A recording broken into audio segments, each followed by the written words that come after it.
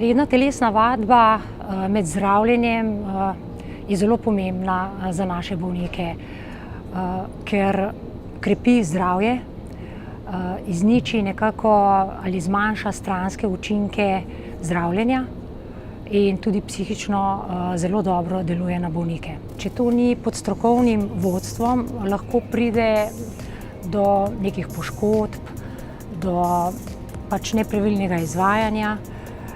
Druga stvar je, da nekateri sploh ničesar ne delajo, ker se bojijo, mirujejo. Tudi to ima zelo negativni učinek na njihovo telo.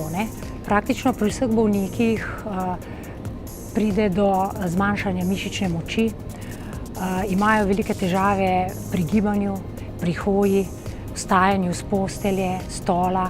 Telesna vadba je sestavljena tako, da ustreza bolnikovemu zdravstvenemu stanju in njegovim telesnim sposobnostim.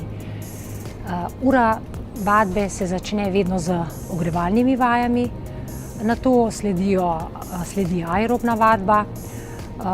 Ta skrbi za bolnikov srčno-žilni sistem, delamo tudi vaje za mišično moč.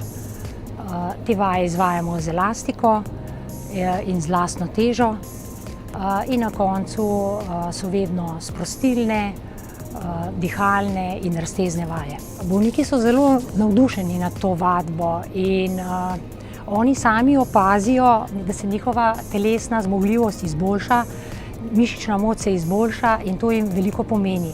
Ker to pomeni, da lahko v času zdravljenja oni sami skrbijo zase. Telesna vadba nima pozitivnega učinka samo na telo, ampak zelo pozitivno vpliva tudi na psihično stanje.